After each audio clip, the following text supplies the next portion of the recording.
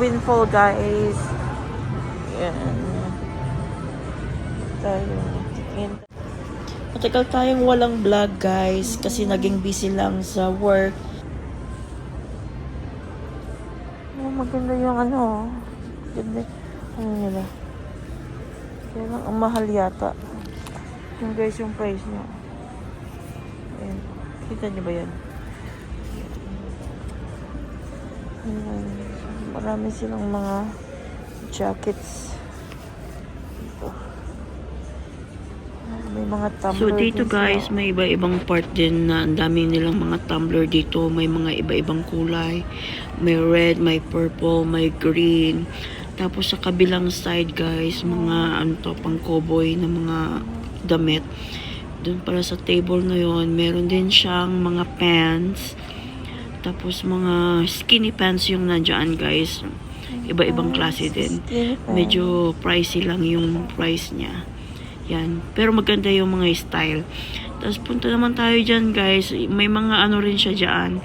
Yung mga nakahanger na yan, mga clearances, halo-halo. Meron pang summer. Yan yung mga ganyan. Ang sarap sanang tumingin. Kaya lang medyo pricey lang siya. Kahit naka-clearance, pero mahal-mahal pa rin siya. Yan, maganda yung mga style nila dyan guys. Ayan, tinitignan ko nga eh. Pang summer siya. Tingnan mo yung presyo, ang mahal.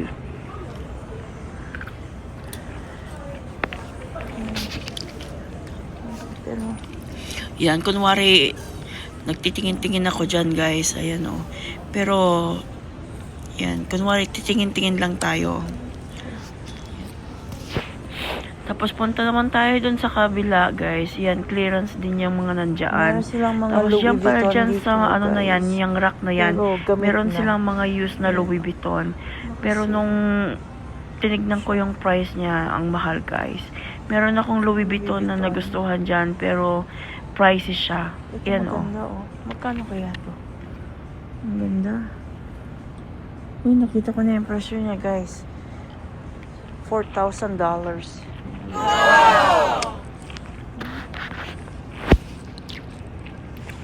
Maganda rin pala yung setup nila dito guys, para ka lang nasa bahay. Meron siyang fireplace dyan, kung nakikita nyo. May fireplace, pero hindi yan naka-on guys ah. Tapos meron din silang mga anong tawag dito, mga summer getaway na mga pangsalbabida, mga ganyan, yung mga kayak-kayak. Itong store na to guys, all-in-one na yung mga nandito. Yan pala guys, nagustuhan ko. Kaya lang yung nakita ko yung price niya ang mahal. Pero mahal din siya guys. $98 pala yung price niya guys. $98 na. Maganda siya, pang cellphone, yung handy lang siya. So yan, may mga bags din sila diyan. May mga pang shoulder bags, may mga pang rugged, may mga belt bags din sila. At saka meron akong nakita dito guys na parang pang classy na bag. Yan pala, leather yan guys, nung tinignan ko siya. Yan. Marami silang mga style na bags diyan. Tapos dito pala sa kabilang side din, meron silang mga parang anik-anik, mga jewelries, earrings diyan banda. Kung gusto mo, marami diyan. Yan mga bracelet na kung gusto mo yung mga style na mga ganyan, pwede, may mga beads din sila. Tapos yan, ako pala yan guys. Tapos pagdating naman dito, may mga earrings din. Tapos may classy uling mga bags dyan. Tapos dito guys, ito yung sinasabi ko sa inyo guys. Ang cute. Ang liit niya, pero ang pricey rin niya. Mahal yung price niya. Hindi ko nga alam kung anong klaseng to guys eh. Brand. Pero masyado siyang mahal. $75. Yan, kung nakikita nyo. Maganda siya sa pang-sosyalan. Kung may mga parties, yung ganyan, pwede mo siyang gamitin. Ganyan lang pala. Liit lang. Pang-sosyalan. Pang-sosyal ng mga bags. Marami silang klase mga belt bags. Dito pala banda guys, yan yung mga belt bags na pwede mong ilagay sa body bags. Body bags din siya. Pero ang mahal niya. Yung mga nauusong bags na sa dyan lang sa harapan mo ilalagay. Mahal din siya guys. Tinignan ko. Pero magandang quality rin dahil medyo makapal-kapal siya. Punta naman tayo doon sa mga ano guys. O yan, mga pang cowboy hats dyan. May mga hats din silang mga tinda. May mga belts. Marami silang mga ano dyan. Meron din pang outdoor. May mga duyan pa dyan. O yung hammock. Kasi sabi nila. Mga ano, Tapos ito mga beanies. Yan. Kung mahilig ka. Kasi ngayon dito sa amin guys, winter pa. Kaya usong-uso yung mga ganito dito sa amin. Kasi malamig. klase. Yan. Punta naman tayo doon sa gitna guys. May Ang mga ganda ng nakita setup rin nila, akong guys. mga ano. Tingnan mo. Ang tawag dyan. Yung ito pala guys oh. Maganda yung design nila dyan. Akala mo nasa space world ka na hindi mo maintindihan. Mag-relax, Tapos kung relax. gusto mong maupo dyan habang nag-aantay sila sa'yo na nagtitingin-tingin, pwede comfy naman dyan guys. Tapos dito may nakita pala ako ditong pormahan guys. Ang ganda-ganda. Ang cute-cute. Kaya lang sobrang niyang mahal. Yan, oh. Ganda to. Outfitan nitong ano na to. Ang ganda ng outfit niya. Diba? Ang ganda. Tignan. Yan guys, yung sinabi ko sa inyo. So dito, maraming pants pa rin siya. May mga shirts, may mga dress din siyang makikita kayo dito. Dito, marami pa, more on clearances dito. Ito naman yung mga sweaters, mga jackets and stuff na pang winter. So, kung gusto nyo ng ano dyan, pwede rin dyan. Meron pa. Pagkaganda yung mga design nila dyan guys. Akala mo lang na makapal pero malamig siya sa katawan. Yan ito pa, isa pa rin to. Yan. Yung mga yan, clearances yung mga yan. Actually, may nagustuhan nga ako dyan ang isang shirt. Kaya lang, wala akong size. Masyado siyang maliit.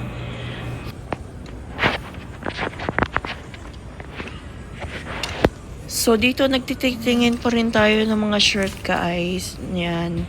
Akala mo bibili, hindi naman tayo bibili. Titingin lang. Wala mong masama sa window shopping, di ba? So, yan. May mga dresses din sila dyan. Tapos dito, another clearances na naman. Mga clothes and stuff. Dyan.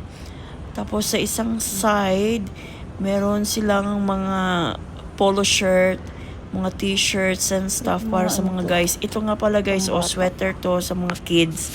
Kung sinong may gusto ng mga hoodies sa mga kids, ganyan. Meron din sila dyan. Tapos pagdating pala dyan sa gitna, mga menswear na. So ito pala guys, yung Windfall, kung saan yung store. Yan.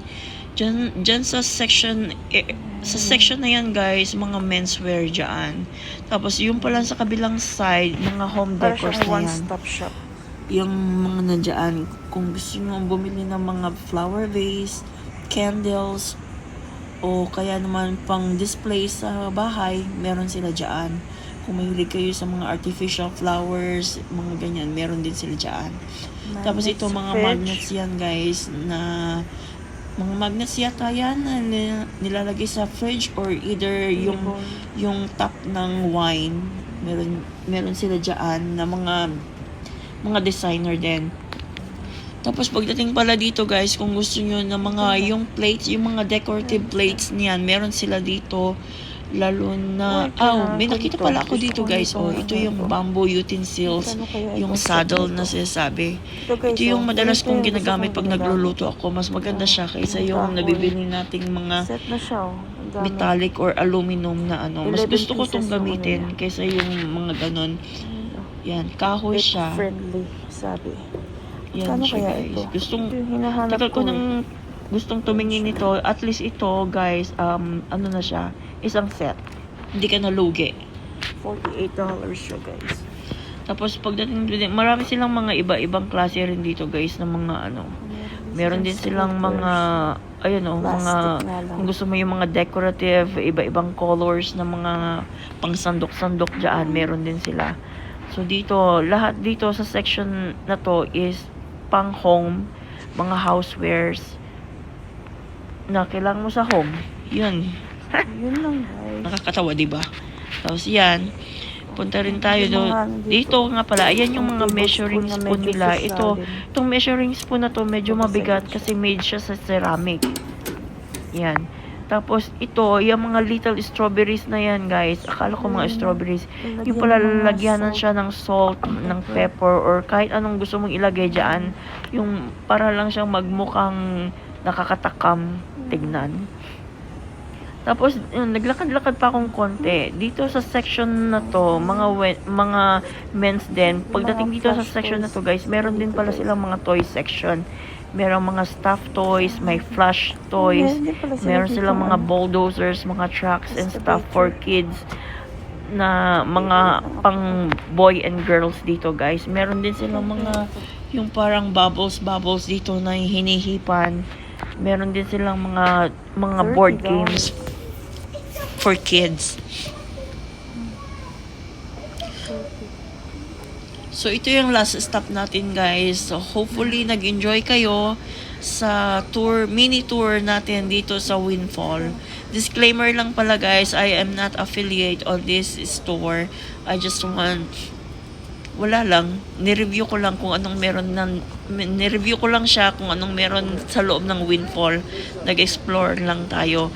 So, hanggang sa susunod na vlog, guys. See you. Bye-bye. Yan. Yun lang siya. So, ito po yung kabuuan yan. Kung maglalaro ka.